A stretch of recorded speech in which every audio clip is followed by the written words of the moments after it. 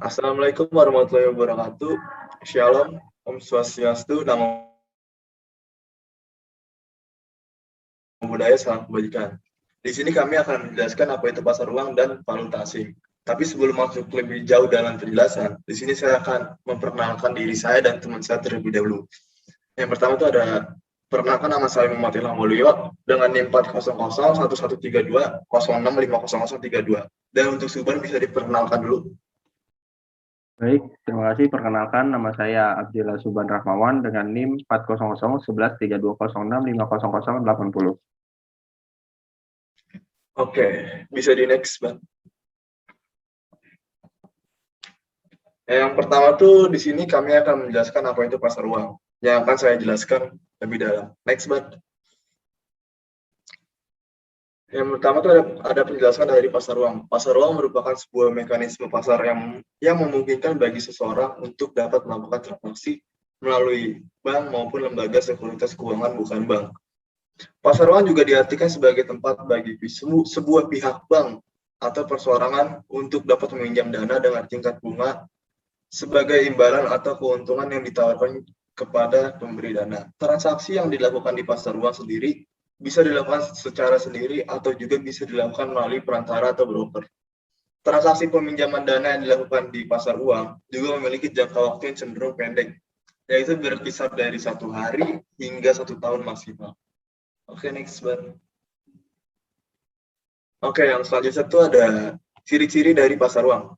Yang pertama itu ada pembunuhan jangka pendek, dan kedua itu ada mekanisme pasar uang ditekankan untuk mempertemukan pihak yang mempunyai kelebihan dana dan yang membutuhkan dana. Yang ketiga itu ada tidak terikat pada tempat seperti pasar modal atau saham. Yang keempat itu ada pelaku dari pasar uang. Ada beberapa pelaku dari pasar uang. Yang pertama itu ada bank, yayasan, dana pensiun, perusahaan asuransi, perusahaan-perusahaan besar, lembaga pemerintahan, lembaga keuangan, dan yang terakhir ada individu dari masyarakat. Bisa di next one. Selanjutnya itu ada manfaat dari pasar uang itu sendiri. Manfaat dan fungsi dari pasar uang adalah untuk mempertemukan para peminjam dana dengan pihak yang meminjam atau membutuhkan dana. Apabila perusahaan mengalami kelebihan dana yang tidak digunakan dalam jangka waktu pendek, maka mereka meminjamkan dana tersebut melalui pinjaman jangka pendek yang disebut pasar uang. Ada beberapa fungsi dan manfaat dari pasar uang, yaitu yang pertama ada sebagai fasilitator dan mediator perdagangan surat-surat berharga jangka pendek. Yang kedua ada sebagai sumber dana untuk modal kerja bagi perusahaan yang membutuhkan tambahan modal untuk ekspansi. Yang ketiga ada sebagai fasilitator dan mediator kegiatan investasi dari luar negeri kepada usaha lokal dalam membentuk kredit berjangka pendek atau short term. Dan yang terakhir itu ada sebagai wadah bagi masyarakat yang ingin membeli surat berharga pasar uang dan sertifikat Bank Indonesia atau SBI. Bisa di next, Bang. Oke, yang selanjutnya itu ada instrumen dari pasar uang. Fasilitas yang berupa surat jual beli pasar uang digunakan untuk transaksi antara pembeli dan peminjam. Beberapa instrumen pasar uang adalah sebagai berikut. Yang pertama itu ada SBI, adalah surat berharga yang dirilis oleh Bank Indonesia sebagai pengakuan utang berjangka pendek. Yang kedua ada SPBU, yaitu surat berharga yang dikeluarkan oleh Bank Umum dan dibeli oleh Bank Indonesia sebagai nilai nominal yang cukup besar. Yang ketiga ada sertifikat deposito, adalah instrumen pasar uang yang bisa digunakan oleh pihak bank untuk meningkatkan modalnya. Yang keempat ada interbank call money, adalah pinjaman antar bank yang terjadi dalam proses keliling. Yang kelima ada commercial paper, merupakan kertas berharga yang bisa diperjualbelikan di pasar uang dengan jangka waktu tidak lebih dari 1 tahun. Dan yang terakhir ada treasury bills, ada instrumen pasar uang yang merupakan sejenis obligasi pemerintahan dengan jangka waktu tempo cukup pendek. Oke, bisa di next, Bang.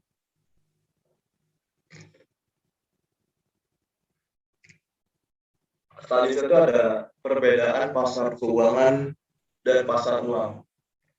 Yang pertama itu ada pasar keuangan. Pasar keuangan atau financial market adalah pasar di mana berbagai jenis instrumen keuangan diperdagangkan termasuk saham, obligasi, instrumen pasar uang, komoditas, mata uang, dan lain-lain.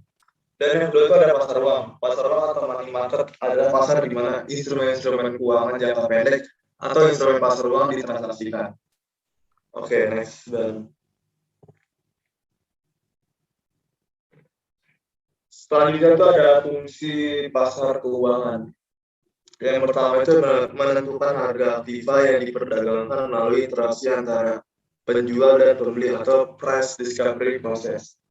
Yang kedua, menyediakan mekanisme bagi investor untuk menjual aktiva kewajibannya, dengan kata lain, menawarkan likuiditas yang mampu mengubah aktiva menjadi kas. Yang terakhir itu ada menurunkan biaya transaksi. Dalam hal ini adalah biaya pencarian dan biaya informasi. Bisa di next slide. Dan yang terakhir itu ada jenis-jenis dari pasar keuangan. Yang pertama itu ada pasar uang atau money market. Pasar uang adalah pasar yang di mana barang dagangan adalah berupa uang. Yang kedua ada pasar modal atau capital market. Pasar modal merupakan jenis pasar yang memperjualbelikan modal jangka panjang. Yang ketiga ada pasar valuta asing atau foreign exchange market.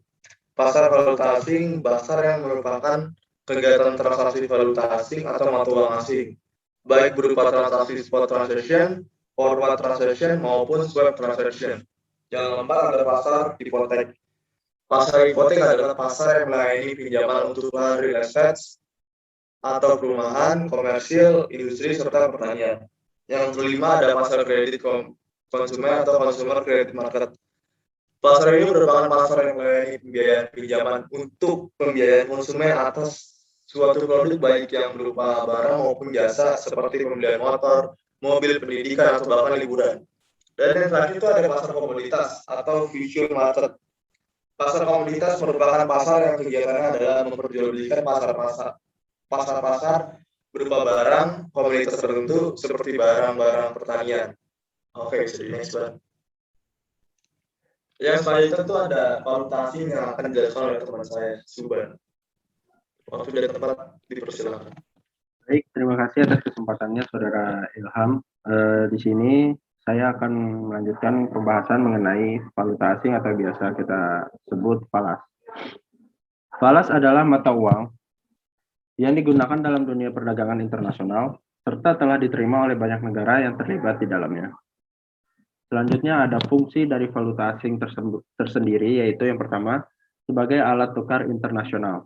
Valuta asing berfungsi sebagai alat penukaran barang atau jasa antar suatu negara dengan negara lain.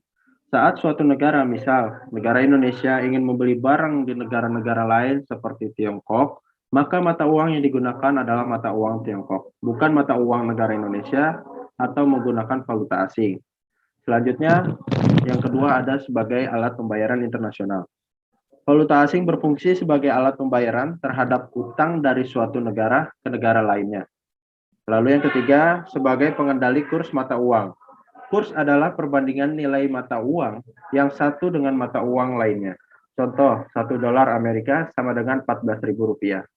Kurs mata uang suatu negara bisa menguat atau naik nilainya, ataupun melemah atau yang biasa kita tahu turun nilainya, sesuai dengan keadaan negara tersebut. Sehingga dalam hal ini, valuta asing bisa dimanfaatkan sebagai alat untuk mengendalikan kurs mata uang negara. Lalu selanjutnya sebagai alat untuk memperlancar perdagangan internasional. Karena valuta asing bisa dijadikan alat tukar internasional, maka perdagangan internasional menjadi lebih mudah dilakukan dengan memanfaatkan pasar valuta asing ini. Baik, selanjutnya ada jenis-jenis valuta asing. Yang pertama, ada falas fisik atau valuta asing fisik. Uang asing dalam pengertian uang yang sebenarnya, yakni uang yang berupa harta, baik itu dalam wujud logam, kertas negara, maupun kertas bank yang dapat digunakan dalam perdagangan internasional.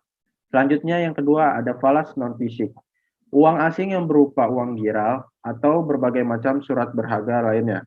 Seperti ada cek, wesel, travelers, dan lain sebagainya. Lalu jenis falas dari segi bentuknya yang pertama, mata uang asing atau contohnya seperti Indonesian rupiah, USD, euro, dan lain sebagainya. Lalu yang kedua ada saldo kredit, contohnya saldo kredit bank devisa pada suatu negara. Lalu yang ketiga ada surat wesel luar negeri atau contohnya seperti surat wesel kegiatan ekspor dan impor. Lalu yang terakhir ada hak penerimaan pembayaran atau contohnya bentuknya berbeda-beda di setiap negara. Lalu selanjutnya ada pelaku falas. Yang pertama ada dealer. Dealer atau market maker adalah pihak yang membuat pasar mata uang tertentu menjadi bergairah.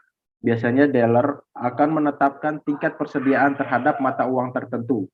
Dealer mendapatkan keuntungan dari selisih harga jual dan harga beli valuta asing. Biasanya yang menjadi dealer yaitu bank seluruh dunia.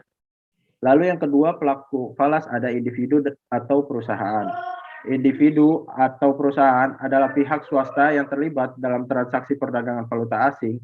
Biasanya tujuan pelaku ini yaitu untuk memperlancar bisnisnya. Contohnya seperti kegiatan impor, ekspor, investor, dan lain sebagainya. Selanjutnya ada arbitrator atau spekulan. Arbitrator adalah pihak ketiga dalam suatu perundingan yang bisa memaksakan suatu kesepakatan untuk mendapat keuntungan dengan memanfaatkan perbedaan harga. Sedangkan spekulan adalah orang yang memspekulasikan perubahan nilai mata uang tertentu guna mendapatkan keuntungan dari perubahan atau fluktuasi harga umum. Arbitrator dan spekulan ini bertindak atas kemauannya sendiri dan biasanya mereka tidak memiliki kewajiban untuk melayani pembeli dan tidak menjamin keberlangsungan pasar. Lalu ada pialang. Pialang adalah pihak yang bertugas sebagai perantara dalam mempertemukan penawaran dan permintaan antara penjual dan pembeli atas harga suatu mata uang tertentu. Biasanya, pialang memiliki akses untuk berkomunikasi dengan dealer dan bank di seluruh dunia. Lalu yang selanjutnya ada bank sentral. Bank sentral berperan sebagai pengontrol pasar. Bank sentral berupaya mengendalikan mata uang, inflasi atau suku bunga. Bank sentral bisa melakukan pengendalian kondisi ekonomi dengan menggunakan cadangan devisanya. Lalu yang terakhir, ada pemerintah. Dengan memanfaatkan berbagai instrumen dalam negara, pemerintah ikut serta dalam perdagangan valuta asing. Tujuan pemerintah yaitu untuk mencari keuntungan sebanyak-banyaknya demi menambah pendapatan nasional dan membayar hutang ke luar negeri. Pendapatan dari pasar nantinya akan ditukarkan ke mata uang negara tersebut. Selanjutnya ada kelebihan dari penggunaan valuta asing. Pertama, transaksi dapat dilakukan dalam 24 jam. Lalu selanjutnya ada harga jual yang stabil kepada setiap mata uang yang ada atau tidak mengalami penurunan drastis. Lalu yang ketiga, ada biaya transaksi akan jauh lebih murah. Dan yang terakhir, daya beli investor akan melebihi jumlah modal yang ada. Selanjutnya, kekurangan dari penggunaan valuta asing. Yang pertama, resiko kurs pertukaran tidak dapat dipastikan serta susah untuk diprediksi. Yang kedua, sangat susah untuk dilakukan oleh masyarakat menengah ke bawah. Dan yang terakhir, asal negara akan menjadi pengaruh kesuksesan sebab adanya resiko yang timbul sebab adanya campur tangan dari pemerintah dalam mata uang yang diperdagangkan. Baik, mungkin sekian penjelasan dari saya mengenai valuta asing atau falas. Saya kembalikan ke Saudara Ilham. Oke, terima kasih Bang untuk penjelasan yang sangat jelas. Baik, mungkin sekian presentasi dari kami. Kami berdua meminta maaf apabila ada salah-salah kata atau penjelasan yang kurang jelas. Wabillahi taufiq wal hidayah. Wassalamualaikum warahmatullahi wabarakatuh. Bye-bye. Terima kasih. Terima kasih.